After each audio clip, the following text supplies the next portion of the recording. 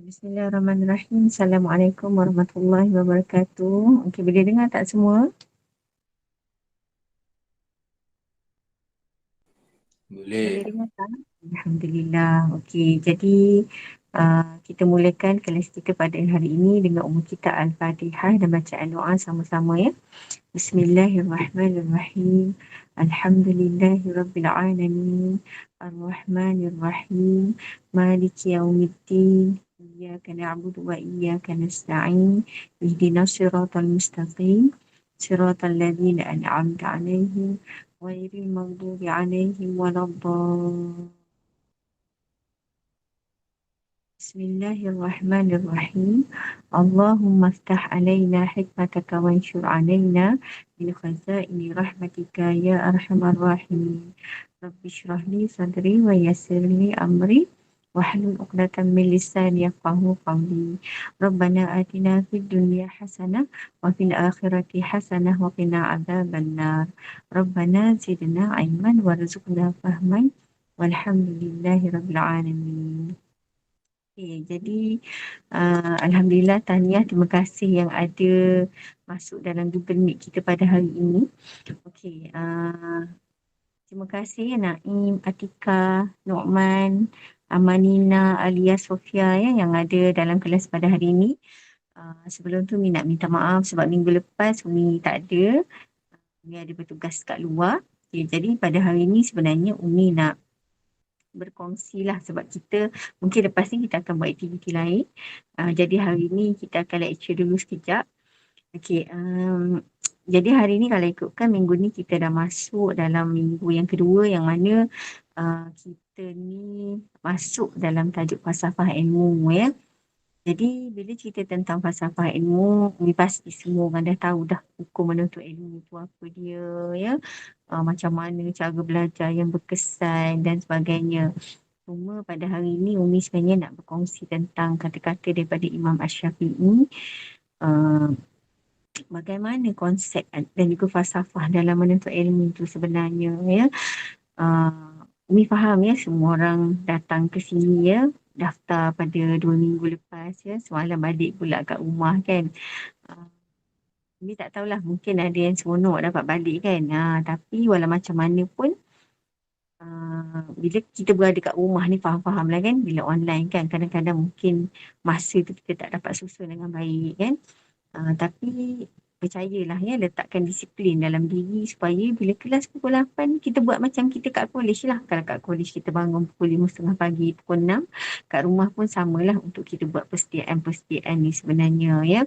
Sebenarnya Umi tertarik dengan satu konsep konsep ini kita namakan sebagai, kalau dekat negara barat kan, benda ni sangat sangat glamour lah, sangat trending sebenarnya. Okey, yang kita namakan sebagai morning person. Morning person ni maksudnya orang yang pagi lah, bangun waktu pagi, bangun awal pagi kan. Ya.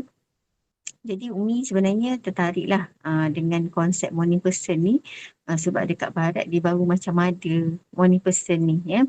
Sedangkan dalam Islam tu kita tengok dalam Al-Quran ya, kita tengok ciri-ciri orang yang berjaya ya, ciri-ciri orang yang beriman, salah satunya apabila dia bangun malam, bangun awal lah maksudnya kan.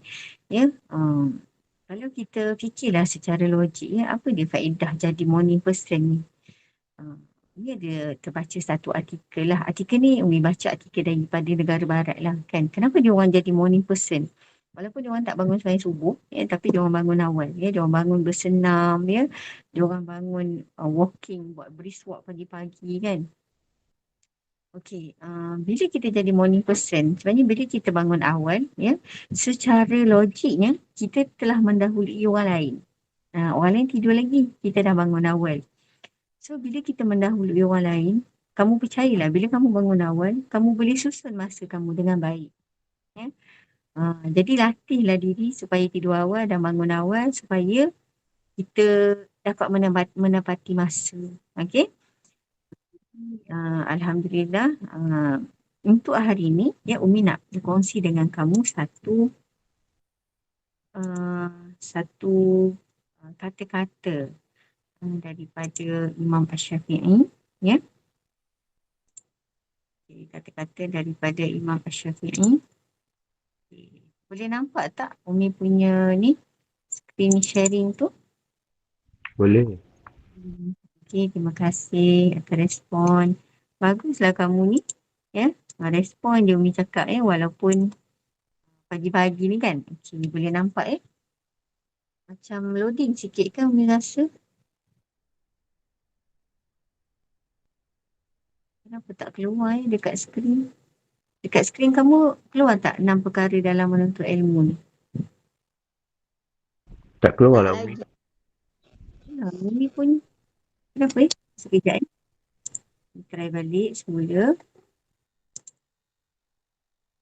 Hmm.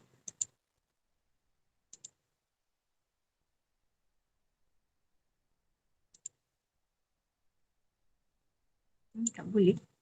Sekejap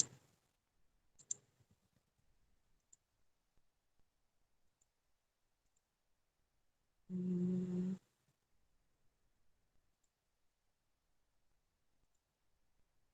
Okay, sekejap boleh dah ke? Okay. Boleh nampak kan? Boleh. Okay, terima kasih. Okay, so kita tengoklah hari ni Umi nak cerita tentang ni lah. Nak mengambil sikit kata-kata daripada Imam Ash-Shafi'i Sebagaimana kita tahu sebenarnya Imam Ash-Shafi'i ni adalah orang yang boleh dikatakan 99% dalam hidup Imam Ash-Shafi'i ini dihabiskan dengan masa menuntut ilmu. Belajar je. Ini baru kita sebut sebagai long life learning kan Okey, jadi apa yang disebut oleh Imam Ash-Shafi'i ya akhi ni maksudnya saudaraku. Umi baca kamu tengok akhi, wahai saudaraku. So ini adalah kata-kata Imam Ash-Shafi'i untuk kita semua. Okey, dalam menuntut ilmu ni ada 6 perkara yang kita kena ada dalam waktu jangka masa kita menuntut ilmu tu. Ya, lan tanalul ilma illa bisittin. Okey, saudaraku, kamu tak akan mendapat ilmu itu illa bisitin, kecuali dengan 6 perkara ini. So, Imam Ash-Shafi'i nak bagi tahu kita macam mana kita nak grab ilmu tu. Tapi nak grab ilmu, nak dapat ilmu tu mesti ada 6 perkara tu. Okey? Jadi yang pertama sekali, apa yang disebutkan oleh Imam Ash-Shafi'i? Zakaun. Zakaun ni maksudnya apa? Kecerdasan, kecerdikan, ketajaman akal fikiran. Okey, apakah maksud dia? Ya, adakah orang yang tak pandai tu dia tak boleh dapat ilmu? Tidak. Dia sebenarnya untuk mewujudkan kecerdasan untuk nak bagi tajam akal fikiran kita ni ada cara-cara dia. Apa cara-cara nak bagi tajam akal fikiran kita? Alia, contoh apa dia? Nak bagi tajam pemikiran kita ni Alia.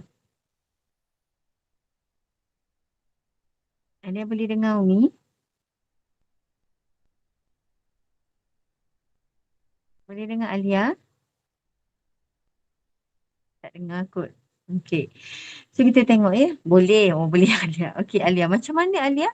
Nak bagi kita ni cerdas. Nak bagi kita ni tajam akal fikiran kita macam mana Alia?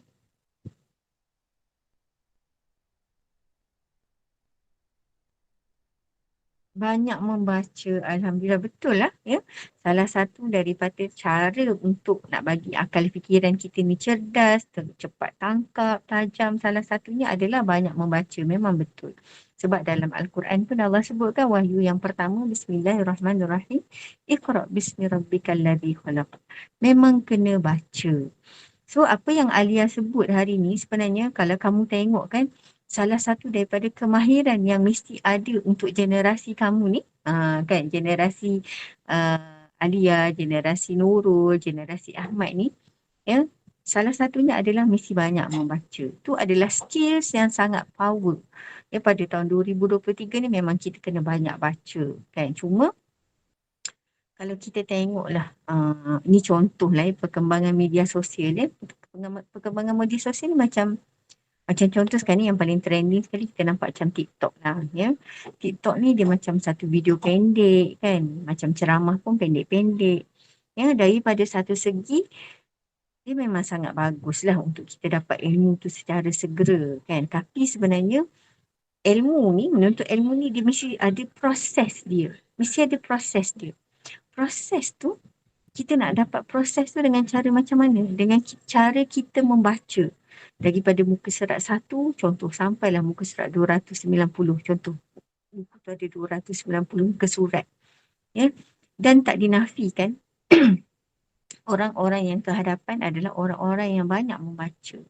So, bila kita banyak membaca, secara logiknya lah kita akan tengok kan, bila banyak membaca, kita akan dapat banyak ilmu. Bila dapat banyak ilmu, ya, kita dapat membezakan mana yang baik, mana yang buruk. Bila banyak membaca, ya, so kita akan mencapai tujuan utama kita menuntut ilmu apa dia? Adalah untuk mengenal Allah Subhanahu Wa Taala. Ya, so nak kenal Allah mesti ada ilmu. Okay? Terima kasih Alia atas jawapan tadi ya. Nak cerdas, tak tajam akal fikiran memang kena banyak baca. So Umi, beberapa hari lepas ada kawan Umi send satu artikel lah. Umi suka baca artikel sebenarnya. Orang copy-copy ikut dekat Facebook. Ya, so dia send dekat WhatsApp kan. Dia kata, salah satu perkara yang kita kena buat setiap hari adalah salah satunya adalah membaca Al-Quran dan membaca buku. So nak jadi cerdas, bacalah Al-Quran. Ya, nak jadi cerdas, bacalah buku. Ya, so kena banyak membaca. Ya. Dan perkara-perkara yang boleh menumpulkan akal fikiran kita, apa dia? Opposite kepada membaca tadi. Banyak merangan kan. Kita ni kadang-kadang berkhayal kan. Khayal ni sebenarnya akan menyebabkan tak fokus. Okay? Akan menyebabkan kita ni kalau belajar macam tak boleh nak tumpu pada satu-satu perkara. Sebab apa? Sebab fikiran kita ni mencapah. Orang yang kuat berangan ni dia macam banyak mencapah lah pemikiran kan. Okay. Boleh faham ya? Yang pertama, zakaun. Okay. Yang kedua, wahirsun. Hirsun ni dulu, Umi pernah tanyalah pensyarah Umi dulu. Kami belajar lah benda ni kan. So dia kata hirsun ni maksudnya berahi. Berahi ya. Berahi ni maksudnya macam kita panggil sebagai, apa dia kata? Kalau bahasa Kelantan ni, behi. Ya. Hirsun ni maksudnya passion. Passion ni maksudnya kegairahan. Dia bukan kesungguhan. Kesungguhan tu wajtihadun. Hirsun ni maksudnya minat yang mendalam. Ya. Keseronokan ya. Kan minggu lepas kan Umi keluar kan, tak ada kan hari Selasa minggu lepas kan, hari Isnin minggu lepas kan. So Umi bertugas dekat sekolah menengah Mahmud Paduka Raja 1 ke Raja 2 macam tu lah So pelajar-pelajar tingkatan 5 ni datang dekat pos kami lah untuk tahu. Dia nak tahulah macam mana matrik ni, belajar macam mana semua kan. So soalan yang paling familiar sekali budak-budak ni tanya apa? Dia tanya kami kan, susah tak belajar kat matrik tu? Susah tak belajar kat matrik tu? Tapi yang jawab ni adalah salah seorang lecturer kawan Umi yang dia memang belajar di matrik dulu, dia belajar kat matrik Johor So, apa dia jawab? Dia kata, belajar memang tak ada yang senang. Dia kata, tak ada belajar yang senang. Semua susah. Tapi yang membezakan kita melalui kesusahan tu adalah inilah hirsun ni tadi. Kegairahan kita untuk belajar, keseronokan untuk belajar, keterujaan untuk belajar. So apa lecturer tu jawab dengan pelajar-pelajar tingkatan 5 sebab tingkatan 5 tu tanya, susah tak masuk matrik ni? Kan? So apa dia jawab? Dia kata, susah tapi seronok. Susah tapi teruja. Setiap hari ada cabaran baru, tapi cabaran tu dilalui dengan keseronokan, kegairahan, kerjasama. So benda tu tak jadi susah pun. Kita ni kalau benda yang kita suka, benda yang kita minat, benda yang kita sayang, ya lautan api pun kita boleh redahkan. Apatah lagi kalau ilmu tu memang kita nak explore, memang kita seronok nak belajar benda tu. So kamu kena tanamkan dalam hati kamu hirsun ni tadi. Mencintai ilmu, keseronokan, tak sabar nak belajar. Kan? Lecturer masuk kelas tu rasa macam, terujanya excitement. Macam itulah hirsun ni. Okay? Boleh faham ya? Okay. Dan yang ketiga, wajtihadun. Wajtihadun ni kesungguhan. Nak belajar memang kena sungguh-sungguh. Tak boleh main-main. Kan? Kamu berada dalam sistem matrik ni, ialah 2 tahun, ada yang 2 tahun, ada yang 1 tahun. 2 semester dengan 4 semester. So kamu kena fokus. Fokus dengan bersungguh-sungguh. Kalau dalam istilah kita tu macam teruslah berlari. Ya, teruslah berlari, janganlah berhenti. Kan? Sebab apa? Sebab kita dalam buat apa sajalah hidup kita kan pada umumnya bersungguh-sungguh tu mesti ada. Kita ni makan pun kita sungguh-sungguh. Ya? Solat ibadat pun kita sungguh-sungguh. Ya, mengaji pun sungguh-sungguh. Ya, healing kita sungguh-sungguh kan. So, buat benda dalam hidup kita ni mesti bersungguh-sungguh. Apatah lagi dalam menuntut ilmu. Dan kamu percayalah, kesungguhan kamu dalam menuntut ilmu ni Allah takkan sia-siakan kesungguhan tu. Ya, Allah akan mencatat setiap kesungguhan kamu, penat lelah. Yang Umi faham hari semalam, ialah bila diumumkan balik kan. So semua orang kalut ya. Kalut.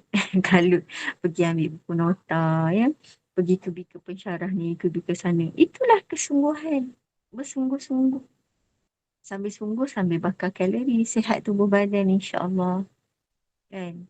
So janganlah rasa macam penat tu memang penat. Tapi penat menuntut ilmu, suka Naim. Penat menuntut ilmu ni dia bukan macam penat kita yang sia-sia, tak. Penat menuntut ilmu ni adalah penat yang segala makhluk di langit, di bumi, di lautan, di angkasa raya semua mendoakan kamu. Alam-alam semesta. Ya.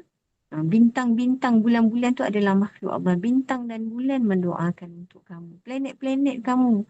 Ya, tengok dalam surah Yusuf ya, 11 bulan dan 11 bintang ya sujud kepada Nabi Yusuf. Maksudnya 11 bulan 11 bintang tu mendoakan orang-orang yang menuntut ilmu. Kan? Sebenarnya besar sangat jihad dan pahala kamu dalam menuntut ilmu.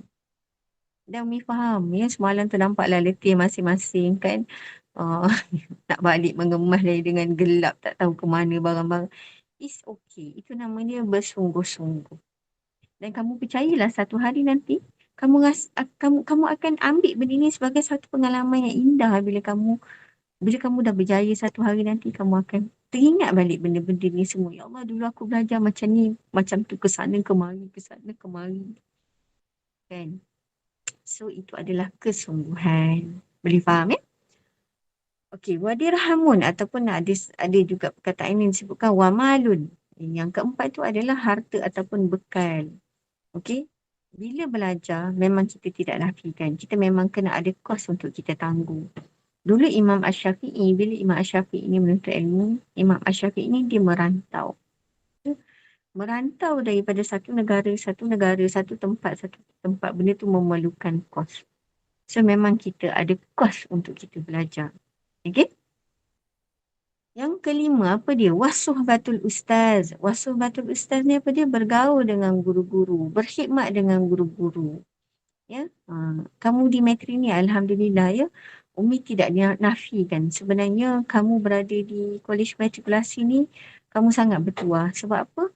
Kamu ada guru-guru, kamu ada pensyarah-pensyarah yang komited nak mendidik kamu. Yang semalam tu yang diorang panggil ambil nota, ambil buku latihan tu sebab apa? Sebab komited lah. Tak nak belajar keciciran walaupun duduk kat rumah.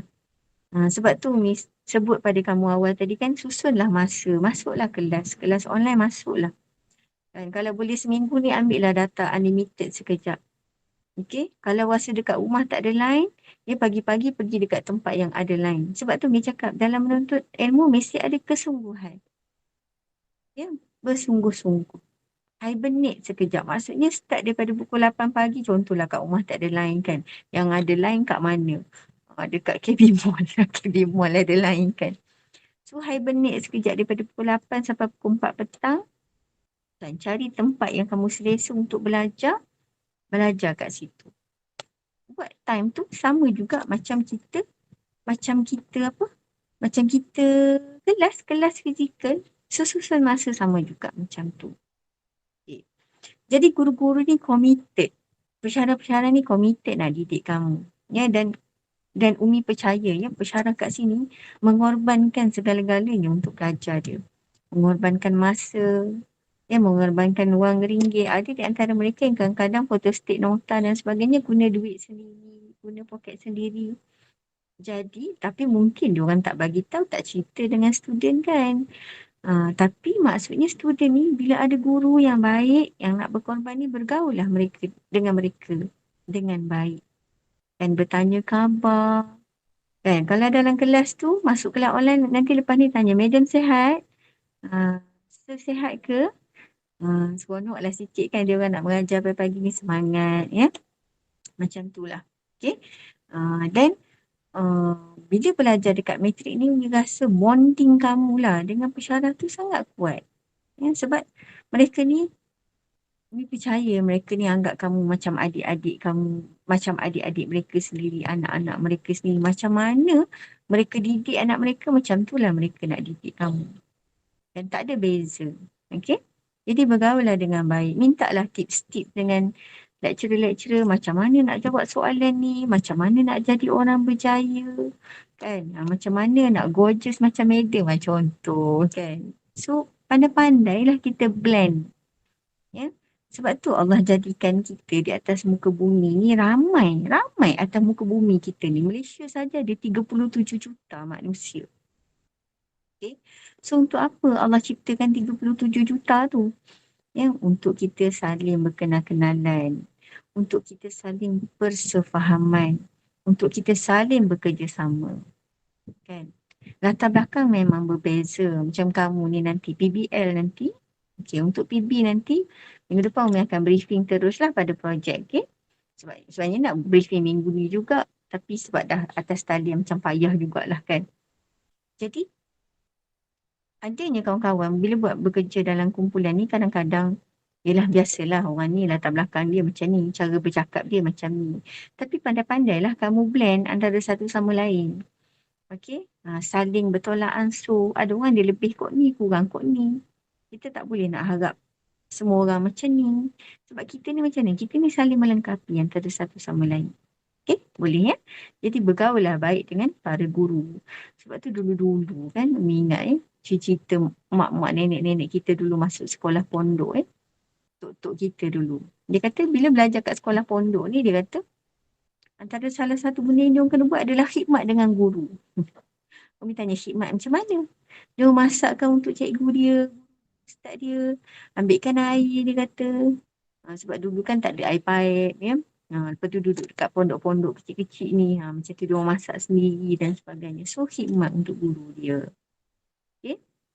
Dan yang keenam, watulu zaman. Tulu zaman ni maksudnya masa yang panjang. So, kamu semua kena ingat, pembelajaran tu adalah satu proses. Kita tak boleh nak cakap, oh hari ni belajar, esok terus pandai. Hari ni belajar, esok terus dapat PhD, terus dah jadi profesor. Tak. That's a process. Kamu ni kiranya macam, kalau kita naik tangga tu macam kita baru melangkah 1-2 tangga. So ada beberapa lagi anak tangga yang kita nak kena daki, yang kita nak kena naik, yang kita nak kena harungi, yang kita nak kena hadap benda tu. Dan masa ni panjang. Ya? So mesti ada proses masa tu dalam menuntut ilmu. Ya? Dan dalam melalui masa yang panjang tu, of course akan ada banyak cabaran, akan ada banyak benda-benda perkara yang mendatang. Kadang-kadang perkara mendatang ni biasanya benda-benda yang kita tak sangka kan. Okay. Unpredictable, unsangkable. Okay. So, hadapi benda tu dengan tenang. Setiap perkara yang datang dalam proses menuntut ilmu tu adalah satu perkara yang akan memberi manfaat, memberi faedah pada kita. Stres waktu menuntut ilmu, biasa itu biasa. Kan? Tapi, kan, percayalah, healing yang paling berkesan sekali dalam hidup kita adalah apabila kita dapat bercakap dengan Allah dan Allah tu bercakap dengan kita. Macam mana kita nak bercakap dengan Allah? Kita bercakap dengan Allah ni adalah waktu kita solat. Macam mana kita nak Allah tu bercakap dengan kita? Allah tu bercakap dengan kita adalah apabila kita membaca Al-Quran. Sebab Al-Quran tu adalah kalamullah. Perkara-perkara inilah yang menguatkan kita sebenarnya. Ya. Dan nasihat Umi pada kamu semualah ya. Bila kita duduk ramai-ramai, duduk asrama ramai-ramai, satu perkara yang perlu kita jaga adalah perkataan kita. Ya. Berkatalah baik-baik. Ya. bercakaplah dengan baik, nasihatlah dengan nasihat yang baik. Sebab apa? Nasihat yang baik itu adalah sedekah. Ya. Kadang-kadang kan kita ni manusia yang kita akan ada masalah ni. Akan ada perkara-perkara yang datang pada kita yang serabut dan sebagainya lah kan. Kadang-kadang orang yang ada masalah ni, dia bukan macam umur ada masalah, mai kita pergi minum air, aku belanja mu air. Boleh juga macam tu kan. Kadang-kadang kita menghilingkan dia kan. Tapi sebenarnya pada umi kan, uh, treatment yang paling baik bila kita berhadapan dengan orang yang ada masalah adalah yang pertama mendoakan dia. Yang berdoa, doalah dalam diam, doa dengan Allah, ya Allah, ya berilah kemudahan padanya menuntut ilmu, berilah kefahaman pada dia untuk menuntut ilmu, ya Allah hilangkan stres dia, ya Allah. Doa je dengan perkataan-perkataan yang mudah macam tu. Okay. Yang kedua, berilah kata-kata semangat. Kamu boleh buat ni, mu jangan tension, kamu boleh buat. Kan? Sebab tu Allah bagimu berada di matrik ni, mu memang boleh menghadapi, mu memang boleh berjaya, mu memang boleh dapat conflict. Kan? So kena sentiasa cakap dengan kawan-kawan macam tu, cakap pada diri sendiri macam tu. Okay? So dalam melalui masa yang panjang tu, mesti akan ada turun naik dalam hidup kita. Okay? Jadi Umi rasa semoga hari ni kamu dapat sesuatu, ya. So hari esok boleh start reschedule balik masa kita, ya, masuk kelas awal, bersedia awal. Okay. Dan Umi doakan semoga semua urusan dipermudahkan. Ya, kamu faham segala ilmu yang pensyarah-pensyarah ajar pada kamu. Ya, duduk di rumah dapat duduk dengan baik, dengan tenang dan sebagainya. Dan insyaAllah kami di sini sedang berusaha to fix the problem. Okay, benda-benda ni adalah benda-benda yang tak dijangka. Yang siapa nak tak ada elektrik kan, siapa nak tak ada air. Semua tu benda-benda yang tak dijangka dan kita dah usaha ke arah benda tu. Okay, so jaga diri, hiasi peribadi. Okay, kami doakan semoga urusan kamu dipermudahkan pada hari ini. Sentiasa ceria, sihat selalu, bersemangat terus untuk menuntut ilmu. Okay, ada soalan nak tanya setakat ni?